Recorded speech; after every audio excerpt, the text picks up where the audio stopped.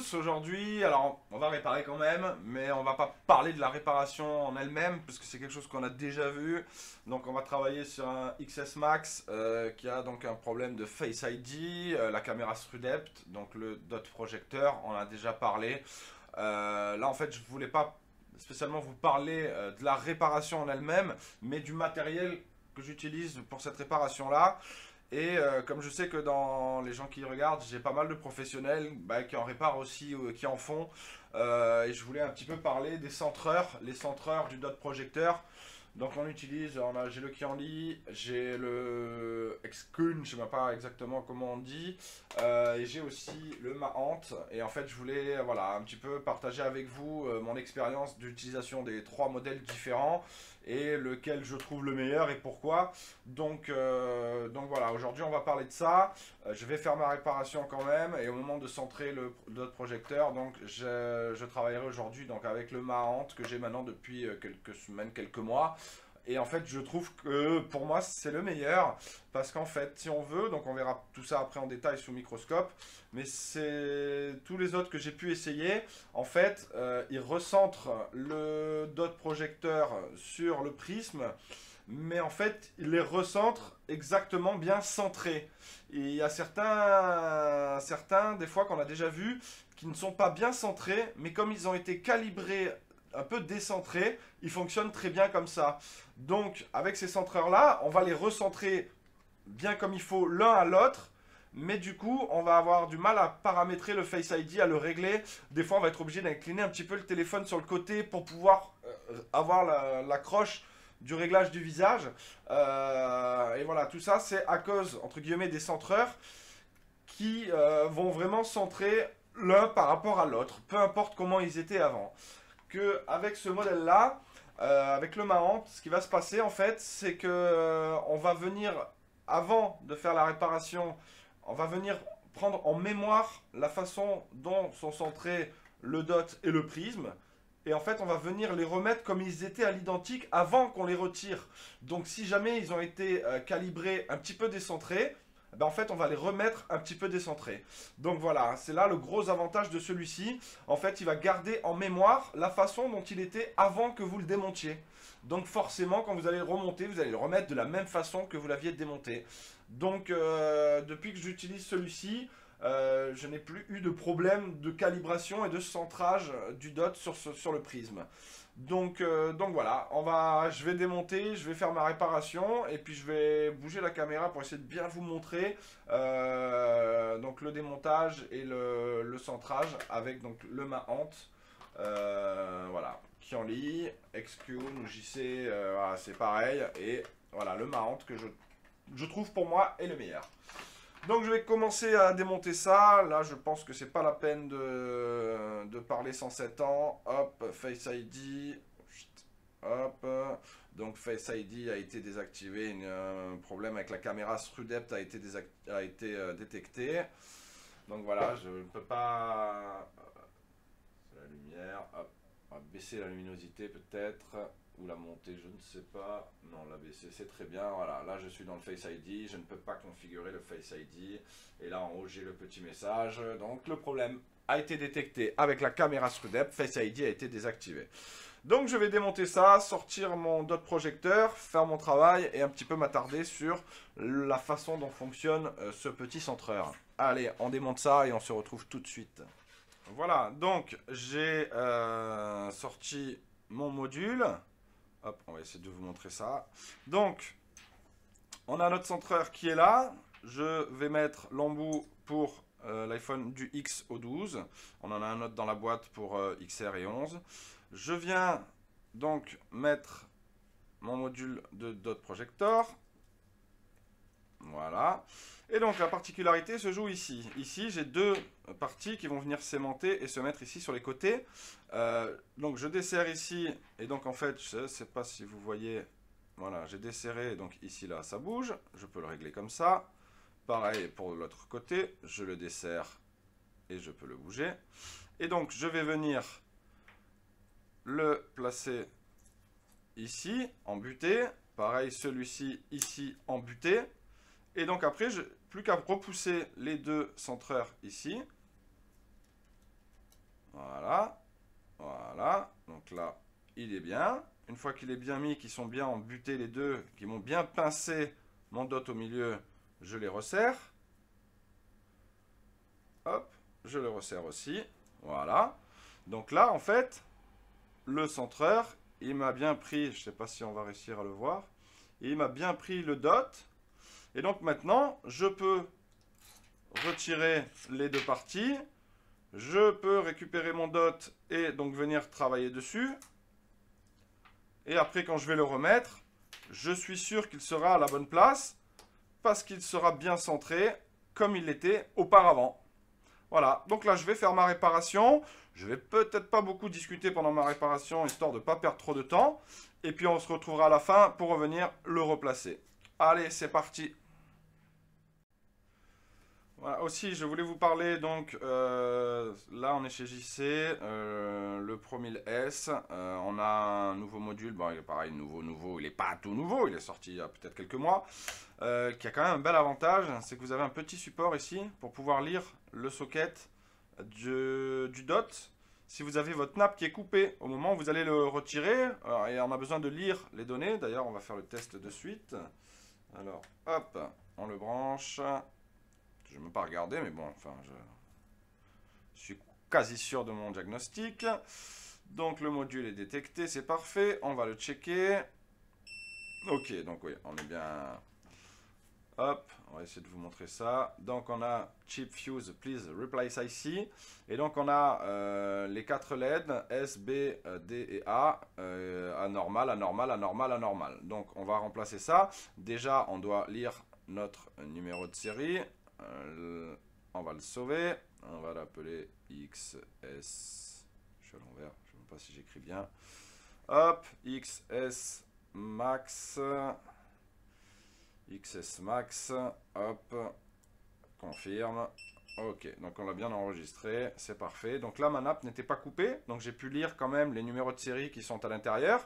Si la nappe avait été endommagée, je n'aurais pas pu la brancher pour que le programmateur me lise le dot, mais j'aurais pu donc retirer mon dot, etc., venir me le mettre dans le support ici, et quand même pouvoir lire sans, alors on gagne du temps, parce que ça nous empêche, ça nous évite de devoir reprendre le dot, l'enlever, le mettre sur une nappe qui n'est pas déchirée pour pouvoir le lire, pour après faire la réparation. Donc voilà, je voulais aussi vous parler de ce petit détail qui a son importance et qui peut être pas mal. Donc le module va aussi jusqu'à l'iPhone 12. Donc voilà, petit module avec la petite option qui va bien. Voilà, donc là déjà j'ai sauvegardé. Moi je peux de suite hop, retirer celui-ci, venir prendre ma nappe neuve. Hop, hop, hop, et donc venir réécrire les numéros de série qui sont indispensables. Donc hop, open, on a dit XS Max, c'est parfait, select, on écrit, est-ce qu'on est sûr? Oui.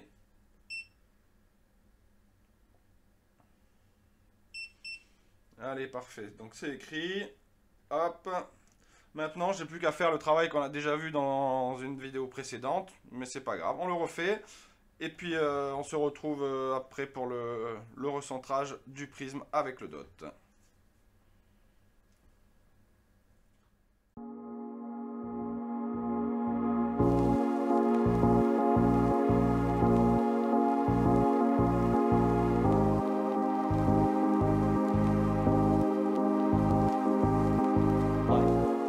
Is just always mysterious and surprising. You never know what's around the next corner. You never know what's around the next corner. So.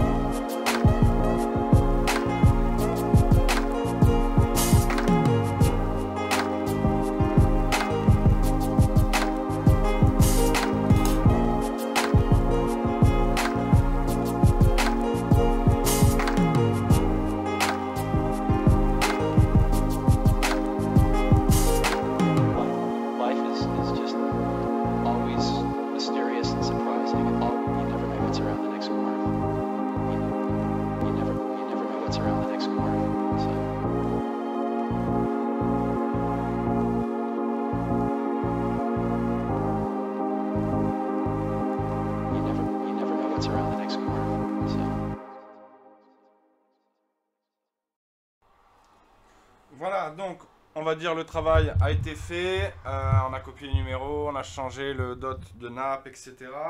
On va de suite vérifier si tout est bien soudé et si tout s'est bien passé. Alors, hop.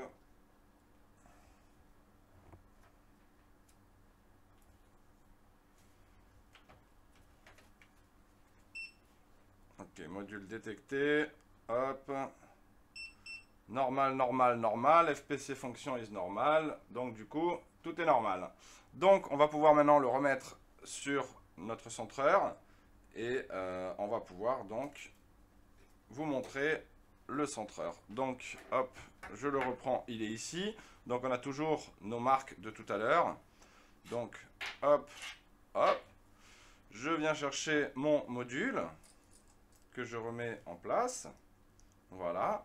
Et donc là, alors je vais peut-être m'enlever de là parce que juste le temps de la remettre, est-ce que j'y arrive?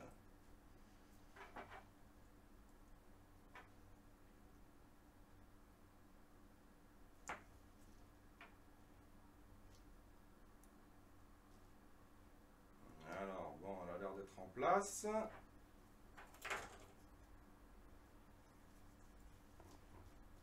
Je suis pas sous le microscope, donc c'est un petit peu moins cool.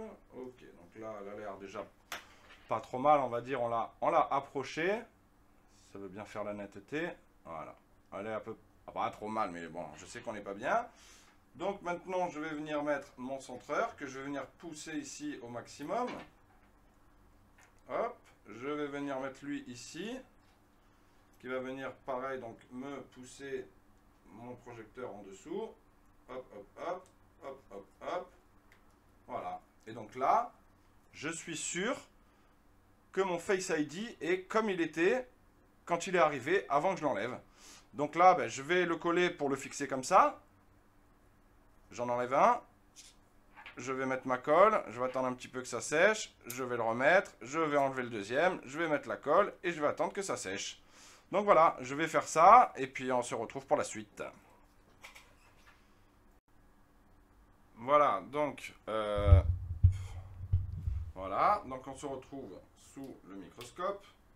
Donc voilà, on est comme ça, et donc là, je peux l'enlever et le remettre. Là, je sais que mon dot est bien centré. Donc, je vais enlever celui-ci. Je vais coller ici.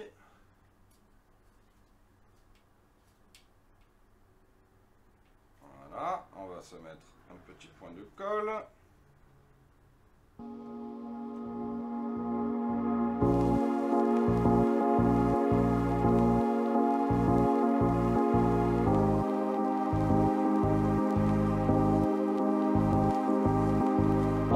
Life is just always mysterious and surprising. You never know what's around. Voilà, il n'y a plus qu'à attendre que tout sèche. Et après, on va remonter ça dans le téléphone et faire un essai.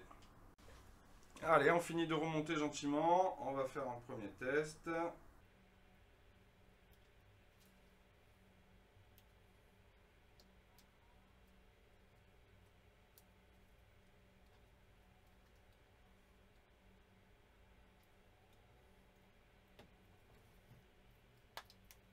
Donc ça démarre.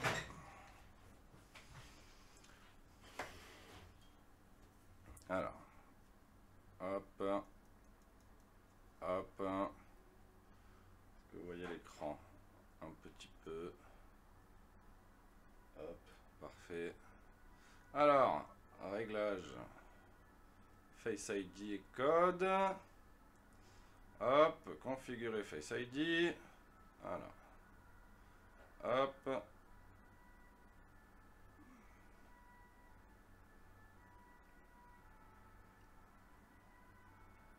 Voilà. Hop, deuxième analyse. Alors les objectifs sont très sales, mais bon, c'est pas gênant pour le Face ID. Voilà, deuxième étape déverrouiller. Donc maintenant, on va, hop, le verrouiller. Hop, et voilà. Et il est déverrouillé. Donc, un Face ID réparé. Ça c'est fait. Donc voilà, on a vu donc le centreur Mahant qui pour moi est le meilleur. En fait, depuis que j'utilise celui-là, je n'ai plus eu le souci que j'ai rencontré avec les autres. Donc je fais pas de mauvaise pub ou de quoi que ce soit. Après, la micro-soudure de toute façon c'est un peu chacun avec son expérience, ses utilisations, ses façons de faire, sa dextérité, etc. Mais voilà, en tout cas, moi le Mahant c'est celui avec lequel j'ai rencontré le moins de soucis sur cela, sur les classiques on va dire. J'ai eu de temps en temps des soucis, voilà, donc avec celui-ci, donc voilà, on l'ouvre comme ça, on met notre centreur et on vient le reposer et en fait on le centre tout simplement l'un en face de l'autre. Mais comme certains ont été calibrés un petit peu décentrés, ils marchent dans la position où ils sont. Donc voilà, l'avantage qu'on a avec celui-là, c'est qu'il remet comme c'était avant. Donc voilà, pour moi c'est le meilleur. Après, libre à vous de penser comme moi ou non. En tout cas, voilà, je donne mon point de vue, mon expérience, mon rapport. J'espère que ça vous servira en tout cas pour si vous devez acheter du matériel ou pas. On est en train de faire quelque chose donc avec David de Okazout, que je salue d'ailleurs. On va peut-être vous préparer un petit quelque chose. On a un fournisseur qui nous a contacté donc pour voilà, avoir du matos, micro-soudure, etc. Donc voilà, on va vous faire quelques petits retours sur du matos. On va vous dire où le trouver, etc. C'est en préparation, ça va bientôt arriver. Mais voilà, aujourd'hui je voulais vous parler donc du centreur et du petit module bien sympathique. Et voilà, donc j'espère qu'on va se revoir très vite dans une prochaine vidéo. On n'oublie pas, on like, on commente, on partage, on s'abonne. Si vous aimez le contenu et que vous voulez me soutenir, je vous demanderai jamais un don, je vous demanderai jamais de payer quoi que ce soit. Mais voilà, un pouce, un petit commentaire, même si c'est juste pour dire bonjour, c'est pour faire réagir l'algorithme de YouTube. Donc même un petit bonjour dans les commentaires, un super sympa, merci la réparation, etc. Un petit mot, histoire de faire interagir avec la vidéo, ça fait plaisir. Voilà, donc on se retrouve très vite pour une nouvelle vidéo. En attendant, prenez soin de vous et à bientôt pour une nouvelle réparation.